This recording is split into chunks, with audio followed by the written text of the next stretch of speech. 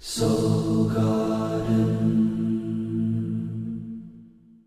Why does every guy cheat on you? Trust me, I know. How come girls always call you their friend? I can tell you. We'll talk about your strengths and we'll talk about emotions. Secrets of Birthdays, now live for purchase. Check out yours at secretsofbirthdays.com.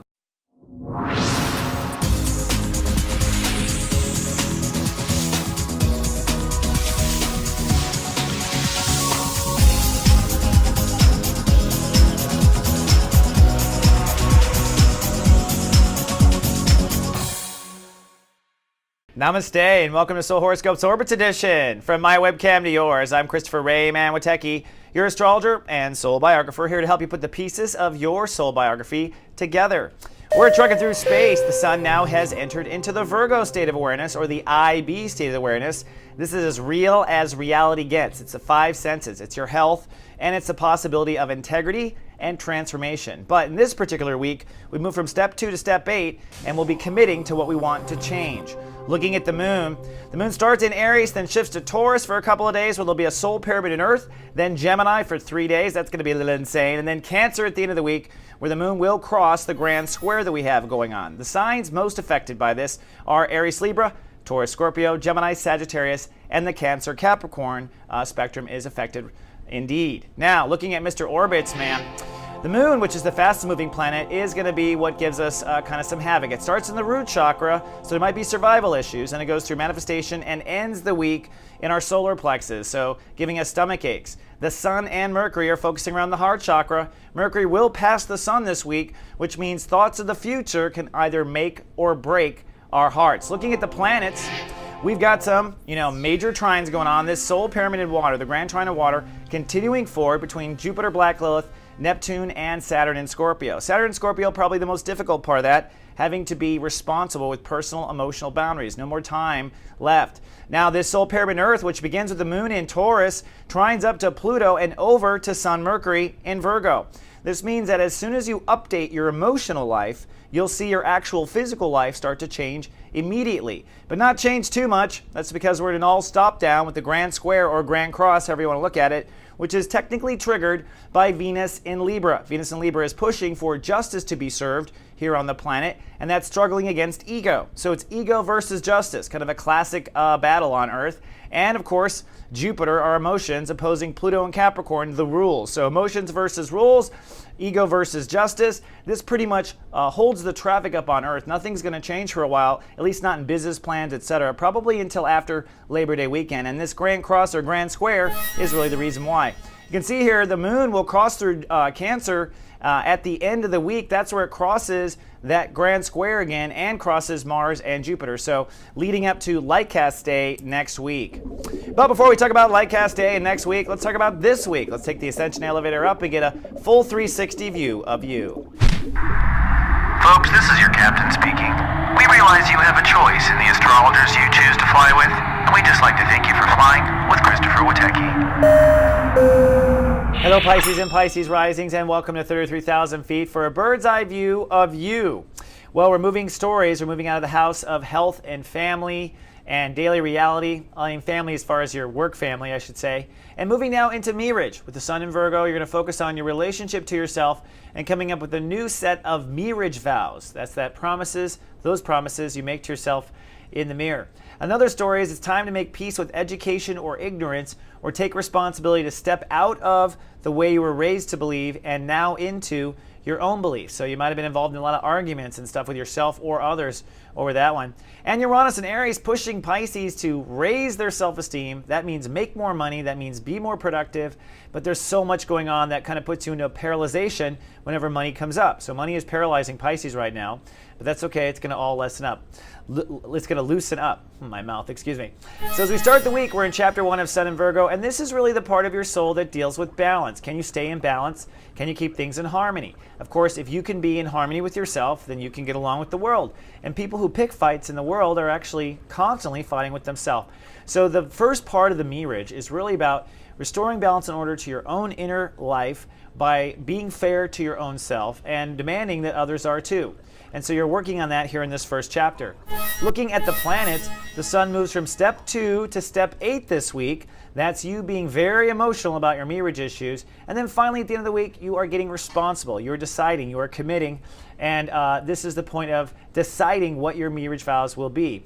Mercury does go ahead of the sun this week, which means that thoughts will get ahead of us and we'll start to feel for the future or think for the future and get our head finally out of the past.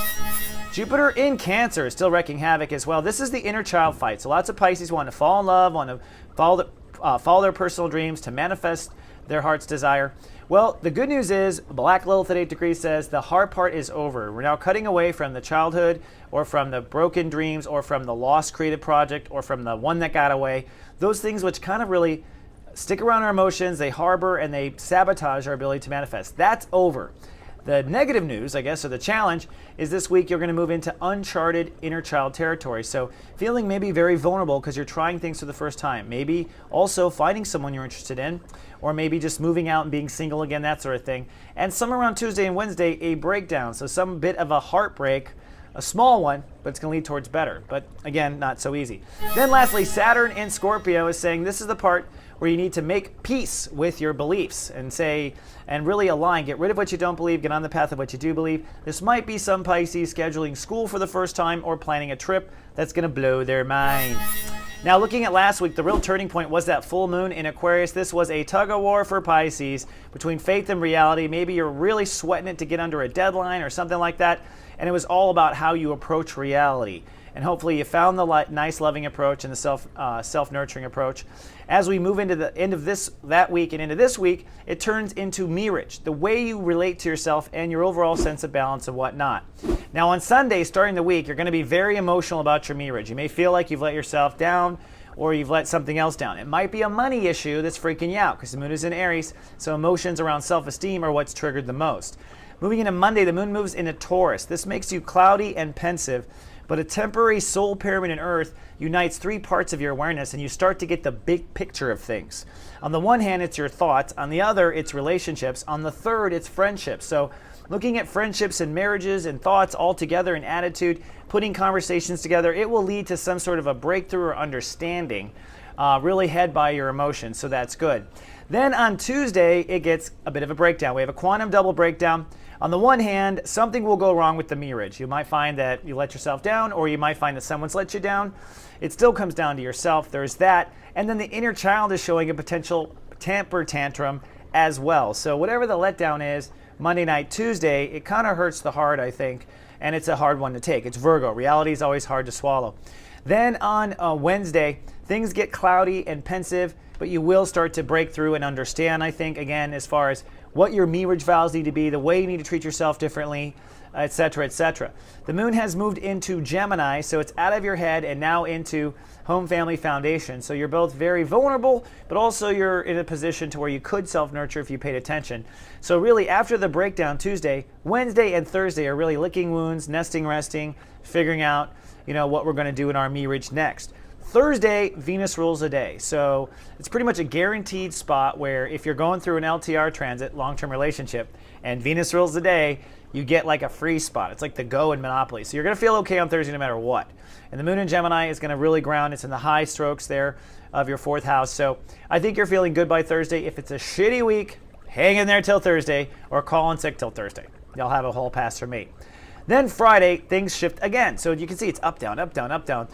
Nothing's moving in life because we've got a grand square, but things are really moving in our inner life. So by Friday, you're putting things together. It's a Neptune ruled day. That's your home planet. So you're very clear and alert, even though the rest of the people on the planet are cloudy. And when the moon moves into Cancer, it shifts now into your inner child. So Friday night and Saturday, heavy inner child stuff.